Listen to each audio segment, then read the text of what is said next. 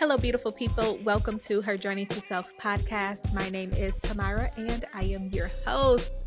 Happy New Year. We have made it to 2024. Wow.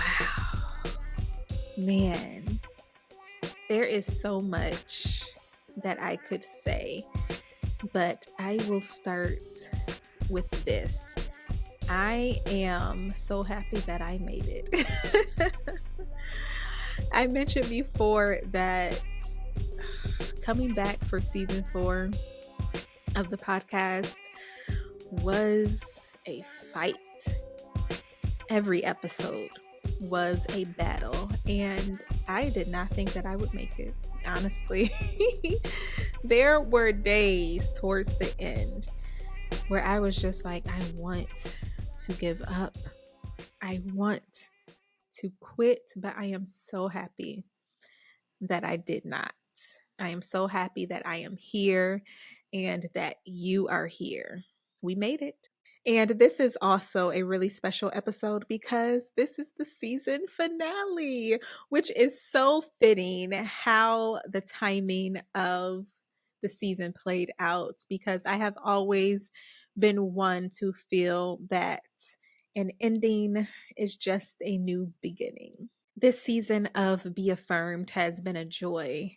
It has been difficult, but it has definitely been rewarding. As you know, I released my book last year, Daily Affirmations for the Soul, and this season was all about peeling back the layers of some of those affirmations, understanding what they mean, what is the intention behind them, what are they rooted in, and how do we live this out in our everyday lives. And as we wrap up the season, I wanted this episode to be extra special.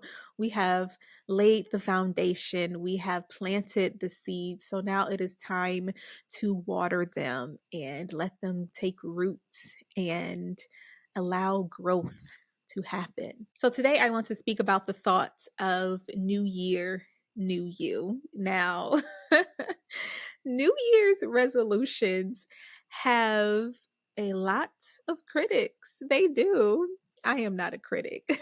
Listen, you know, I love motivation. I love empowerment and being inspired. I think that it's a great thing to set goals and to uplift yourself along the way. But I do understand why there are so many critics. I mean, even research gives the critics, a basis for feeling the way that they do. So research shows that only 9% of Americans complete their resolutions. 9%. 23% of people quit their resolution by the end of the first week. 43% quit by the end of January. Wow.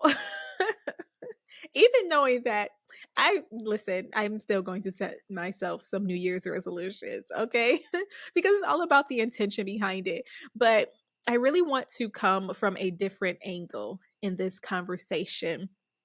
I would like to pose the question, is it just a new year, or is it really a new you? I think that sometimes we can get swept up in the energy and excitement of the new year. And I don't think there's necessarily anything wrong with that. I think that you can really take advantage of that, hone in to that, lean in to that energy and that excitement, but don't let it become a facade. It's just like gifting the same gift every year, just changing the wrapping. Every year you go out and you buy this one gift. Every year it looks the same. It feels the same. It performs the same. There is nothing about it that has changed except the wrapping paper. So one year you choose gold wrapping paper. Maybe next year, red. Instead of a gift box, you select a gift bag. And every year, your wrapping becomes more sophisticated, more aesthetic. You add a big bow or a little bow. You take so much time. You are meticulous in wrapping. You're making sure that the corners are seamless, that you can't see the tape. You don't want to see the tape. The tape's going to make it look ugly. Your gift looks beautiful. And you take it to that person, and they are so excited because, yet again, you have thought about them. And each and every year, they compliment you on how beautiful your wrapping is. And it's not until they throw the glitter and the ribbons away that they look at that gift and they realize, oh, I have this already. It's the same thing yet again. It's the thought that counts, though. It is a facade. I think that many of us treat our New Year's resolutions like this. We are so excited at the top of the year. We tell ourselves this is going to be our year. This is the year that we finally do it. This is the year that we grow, that we change, that we transform. We know that this is it. So we go out, we buy that new journal, we buy that new planner, we get a whole new wardrobe. We buy new gym clothes. We are so committed that we arrange our closet, our drawers by color, because that means that I am really all about this life now. I am not coming for y'all because I have done it too. Okay, listen.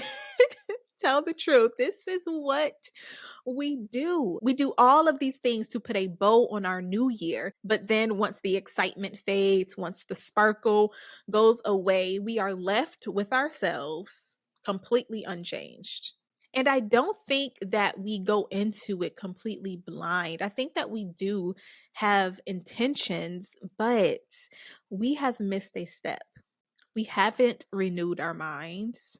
We haven't changed our mindsets. We haven't told ourselves the truth about why we keep falling into these same cycles, these same patterns, why we keep doing the same things over and over and over and over again, why we keep having day ones. So we start to walk around with our new wardrobe, with our new hairstyle, with our new planner and our new notebook, with our new diet, but we're still thinking the same.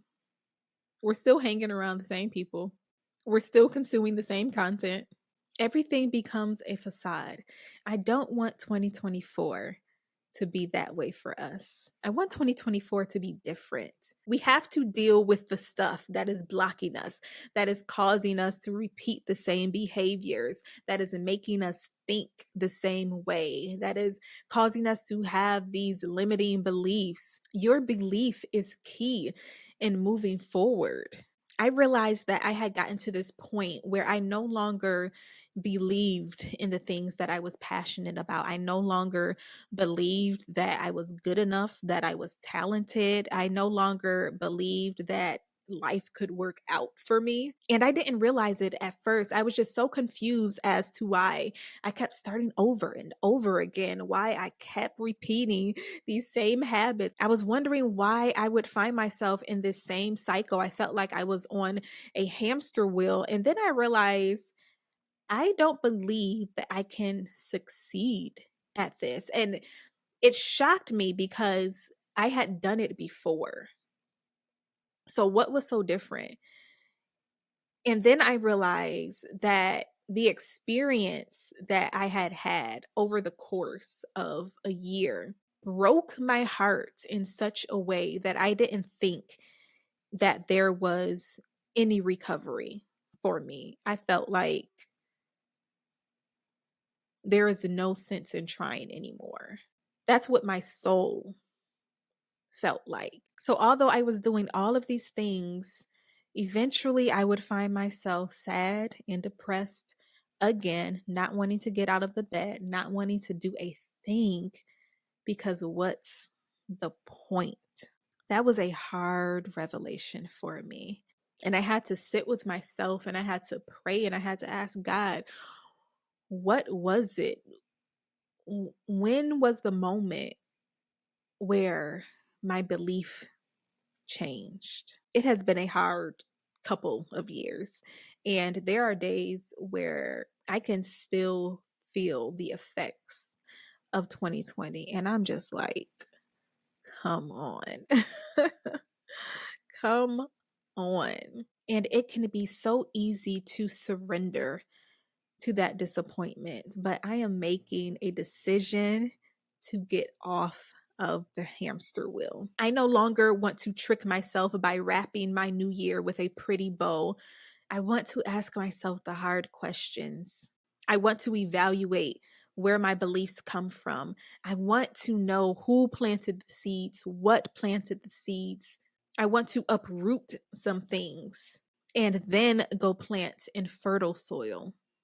I want to lay the foundation.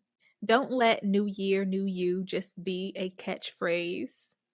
Let it be true. Be excited, but don't let this excitement die out. I believe that there is so much more for us. There has been a shaking, a tearing down, but now we are building up. No more being stuck. We are breaking the cycle. So again, I ask you, is it just a new year? Or is it really a new you? It has been a joy to serve you this season, and my prayer is always that you have been encouraged. As we walk out 2024, remember that your testimony is not for yourself, it is for the world. Until next time, peace, love, and light. Catch up on recent episodes. Sometimes we ignore something for so long that we forget that it's there. It's not that it isn't there. Oh, it's there. But we have tried so hard for so many years to forget about it, that once it's time to confront it, once it's time to open up that closet door where you have just been throwing things in day after day, year after year, it's just been piling up. You open that door, it's an explosion. Everything comes tumbling out. That's healing. That is what healing looks like. That is what healing feels like. Healing costs. Sometimes it can cost you your relationships. Maybe those relationships don't need to move forward with you into your recovery season, into your recovered season. It may hurt while you are healing.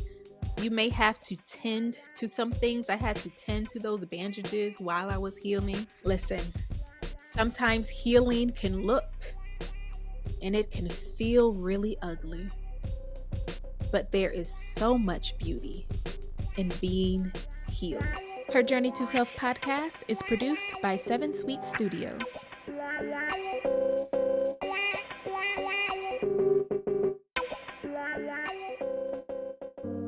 I am intentional.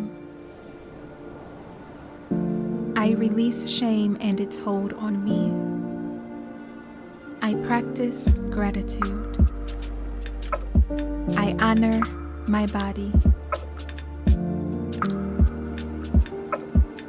I am not defined by my mistakes. I give what I desire to receive. I am learning to love myself radically.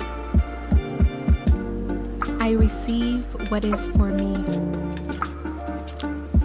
I affirm myself in truth. Order your copy of Daily Affirmations for the Soul at affirmandflowdaily.com.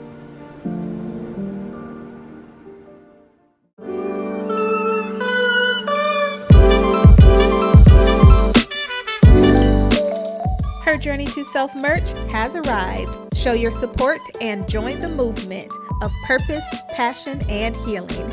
Get ready to journey and be empowered to share your testimony. Shop now at tamarajmorris.com.